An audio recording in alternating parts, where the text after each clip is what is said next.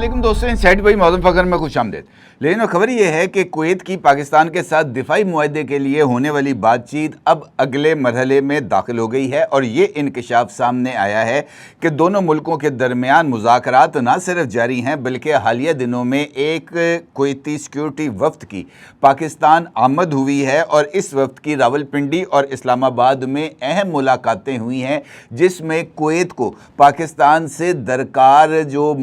फ़ौजी मदद है या दिफाई मदद है उसके मुख्तलिफ एस्पेक्ट्स के ऊपर तबादला ख्याल किया गया है। और इसके साथ साथ कुवैत की पाकिस्तान के अंदर जो सरमायाकारी है, ख़ास तौर पर ऑयल एंड गैस के शोबे में, इसके हवाले से भी मुख्तलिफ जो पहलू हैं वो भी ज़ेर बहस आए हैं। इन राब्तों और खुफिया सफारतकारी की खबर रॉयटर्स के इस इंकशाफ के बाद और भी ज़्यादा अहमियत की हामिल हो जाती है, जिसमें रॉयटर्स ने दावा किया है कि कुवैत ने पाकिस्तान के साथ दिफाई मुआहदे जो कि पाकिस्तान और सऊदी अरेबिया के दरमियान तय पाने वाले म्यूचुअल स्ट्रेटेजिक डिफेंस एग्रीमेंट की तर्ज पर होगा, उसके लिए पुरकशिश तरगीबात भी पाकिस्तान को दी हैं। वो तरगीबात क्या हैं, ये एक अहम सवाल है। ये मुआहदा कब तक मुमकिन है और अब तक के राब्तों की क्या तफसीलात हैं, और सबसे इम्पॉर्टेंट एस्पेक्ट मौजूदा सूरत हाल है जहाँ पर इस वक्त बहरीन और कुवैत वो दो मुल्क हैं जो कि इस वक्त ईरान के हमलों का सबसे बड़ा शिकार हैं। और ईरान इस वक्त जिस मुल्क के साथ उसके सबसे इम्पॉर्टेंट ताल्लुकात हैं वो महज पाकिस्तान है। लिहाजा ऐसी अहम जो है वो डिप्लोमेसी ख़ास तौर पर इस जंगी सिनेरियो के अंदर वो किस हद तक सूदमंद हो सकती है या ख़तरनाक हो सकती है, इस पहलू पर भी बात करेंगे और इन तमाम सवालात का जायज़ा लेंगे। लेकिन उससे पहले ये जो रॉयटर्स की खबर है इसकी मैं कुछ तफसीलात आपके साथ शेयर करूँगा। और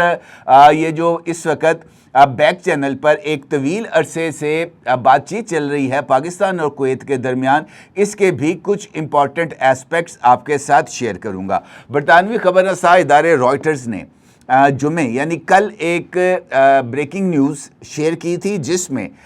इस बात का इंकशाफ किया गया था कि पाकिस्तान तवानाई के शोबे में ताउन और सरमायाकारी के बदले कुवैत के साथ एक तोसी शुदा दिफाई मुआहदे पर मुज़ाकरात कर रहा है। ताहम रॉयटर्स के मुताबिक पाकिस्तानी फ़ौज के शोबा ताल्लुकाते अमा यानी ISPR और कुवैत की वजारत इत्तलात ने ताहल इस हवाले से कोई रद्द-ए-अमल नहीं दिया। रॉयटर्स ने इंकशाफ किया है कि पाकिस्तान और कुवैत के दरमियान जारी मुज़ाकरात से आगाह 5 ऐसे सोर्सेज हैं जिनसे रॉयटर्स के जो रिपोर्टर्स हैं उनकी बातचीत हुई है। और ये जो 5 ज़राए हैं उन्होंने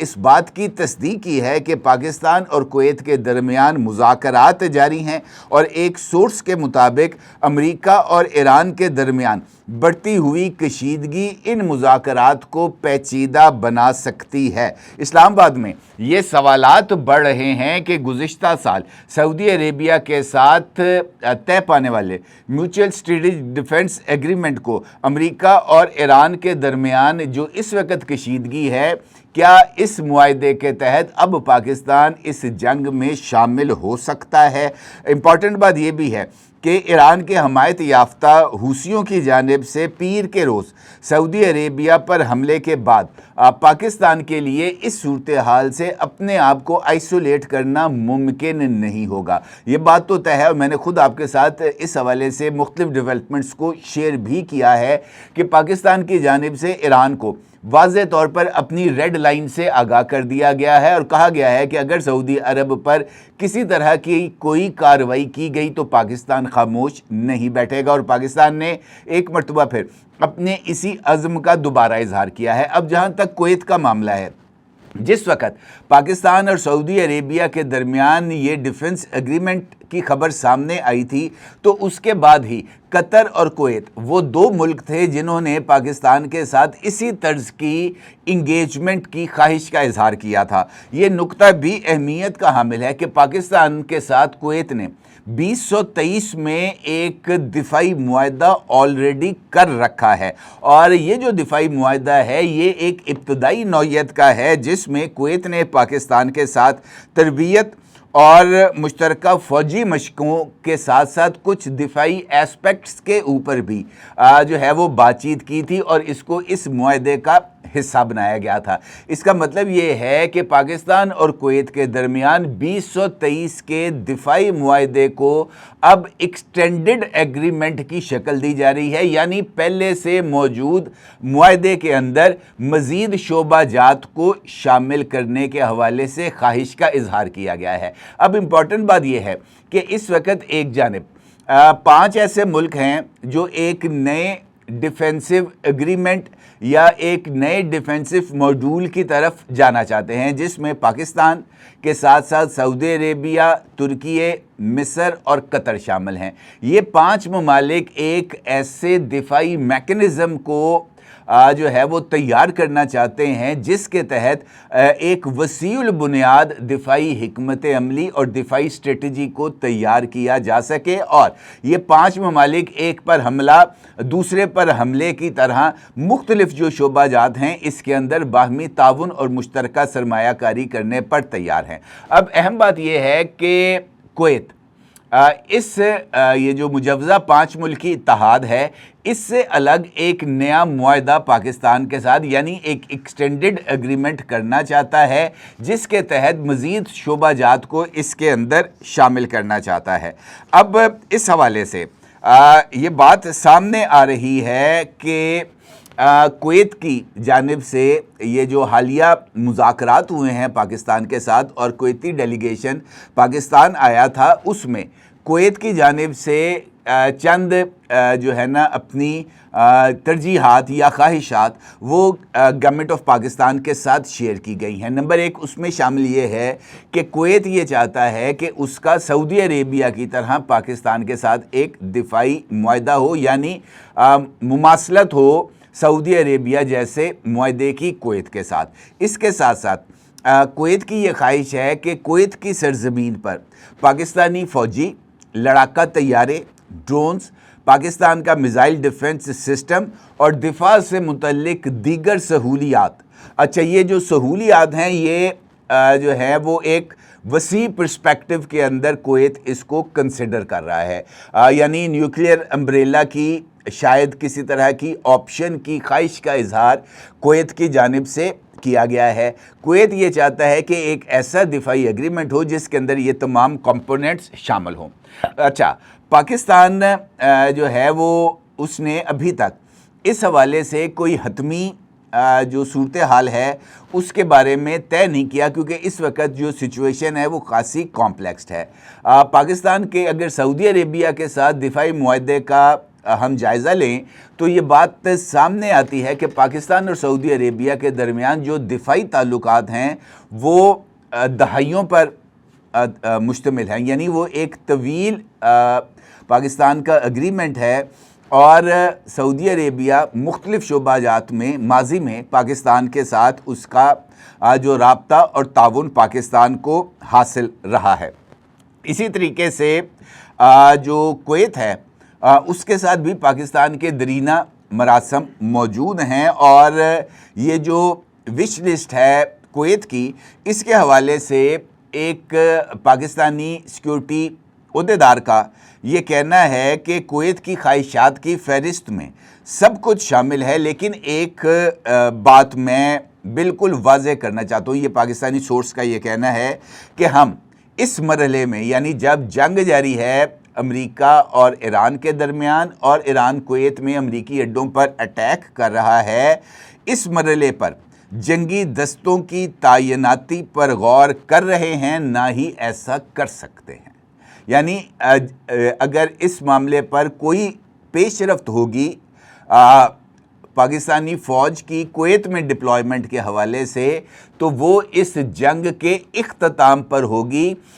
جنگ کے دوران اس طرح کی کوئی پیش رفت نہیں ہوگی۔ انڈیپینڈنٹ اردو نے بھی اس حوالے سے ایک رپورٹ شائع کی ہے، اس کا عکس آپ اس وقت اپنی سکرین پر دیکھ سکتے ہیں، اور اس رپورٹ میں انڈیپینڈنٹ اردو نے مشرق وسطیٰ کے ایک جو سورس ہے اس کے ذریعے سے تصدیق کی ہے کہ کویت پاکستان کے ساتھ بات چیت میں مصروف ہے، جس میں دفاعی خریداری کے معاملات بھی شامل ہیں۔ یعنی کویت یہ چاہتا ہے کہ وہ پاکستان سے ڈیفنس ایکوپمنٹ جن میں JF-17 تھنڈر بلاک 3 طیارے بھی شامل ہیں وہ بھی خریدے گا، اور پاکستان کے توسط سے چائنا سے HQ-19 جو چائنا کا میزائل ڈیفنس سسٹم ہے جو کہ امریکن تھیڈ کے ہم پلہ ہے، وہ بھی کویت پاکستان کے ذریعے چائنا سے حاصل کرنا چاہتا ہے۔ یہ بڑی امپورٹنٹ ڈیولپمنٹ ہے۔ اچھا، اب پاکستان کو اس کے جو ساتھ کون سے فوائد ہیں جو کویت پاکستان کو فراہم کر سکتا ہے، میں نے اسی پلیٹ فارم سے تقریباً 2 مہینے یا 3 مہینے قبل آپ کے ساتھ اس خبر کو شیئر کیا تھا کہ کویت پاکستان کے اندر اسٹریٹجک آئل ریزروز کو قائم کر رہا ہے، اور اس مقصد کے لیے پاکستان نے گوادر کے اندر ایک انرجی ہب بھی قائم کرنے کا فیصلہ کیا ہے، جہاں پر کویت اور سعودی عربیہ یہ یہاں پر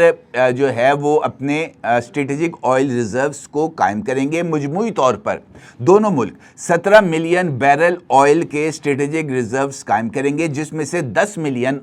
جو ہے بیرل آئل اس کے ریزروائرز جو ہیں وہ کویت جو ہے وہ پاکستان کے اندر قائم کرے گا، 7 ملین بیرل آئل کا ریزرو سعودی عربیہ پاکستان میں بنائے گا۔ اچھا، اب کویت یہ کہتا ہے کہ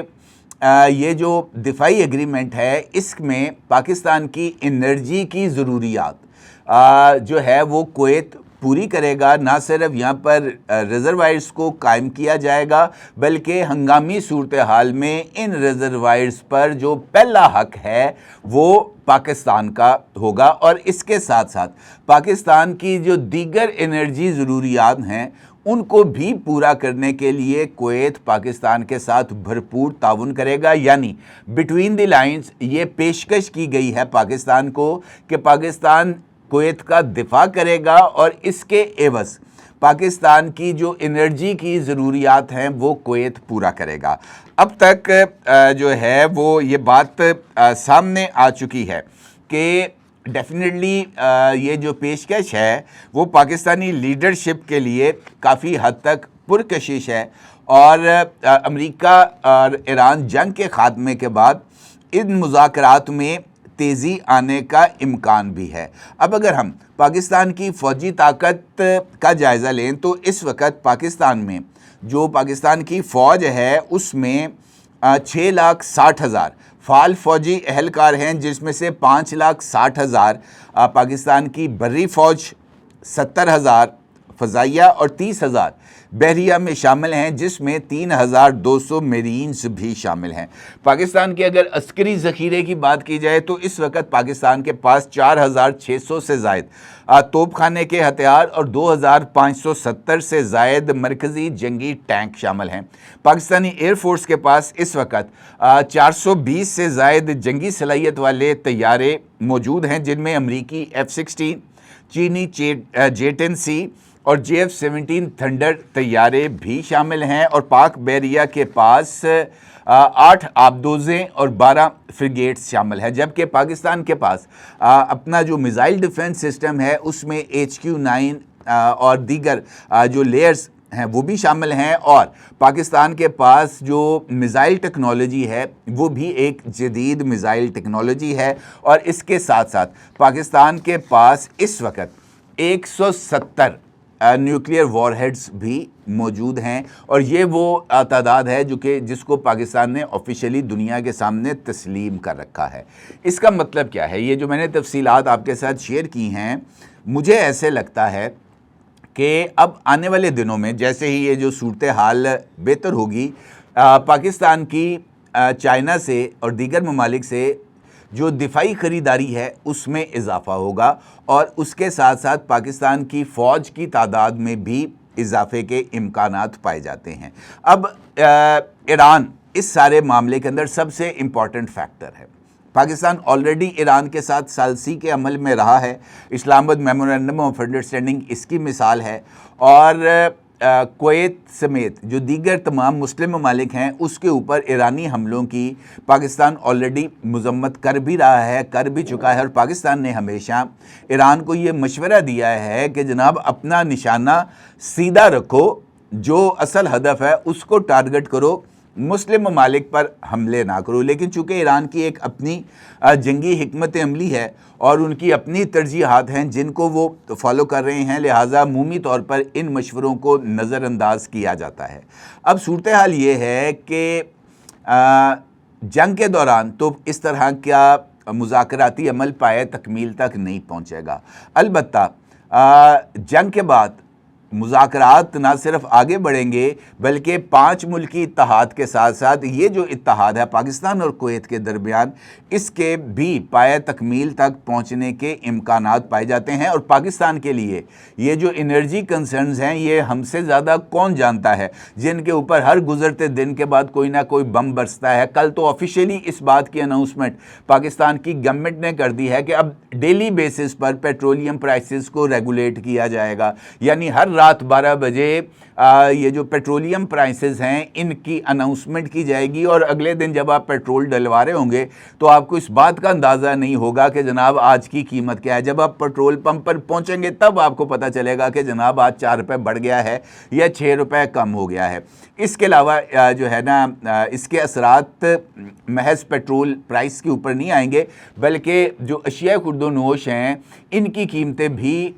جو ہیں وہ مستحکم نہیں ہو پائیں گی، کیونکہ ہر روز جب پیٹرول کی قیمتیں فلکچویٹ کریں گی تو ہر روز یہ جو عام کھانے پینے کی اشیاء ہیں، روزمرہ استعمال کی اشیاء ہیں، یہ بھی اس سے متاثر ہوں گی۔ لہٰذا ہم ایک ایسے بمپی ٹریک پر آ گئے ہیں جہاں سے اس طرح کے ایگریمنٹس ہی شاید ہمیں بچا پائیں، ادروائز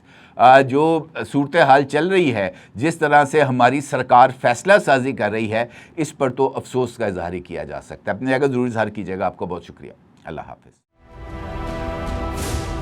999 کمیونیکیشن، ڈیجیٹل میڈیا اور یوٹیوب چینلز کی دنیا میں بڑی کامیابیاں سمیٹنے کے بعد اب ویب نیوز، ویب چینل اور یوٹیوب نیوز چینل کی طرف قدم بڑھا رہا ہے، جس کے لیے ہمیں ملک بھر میں رپورٹرز کی ضرورت ہے۔ خواہش مند حضرات و خواتین نیچے دیے گئے نمبر پر رابطہ کریں۔ What's app +92 309 1226 999۔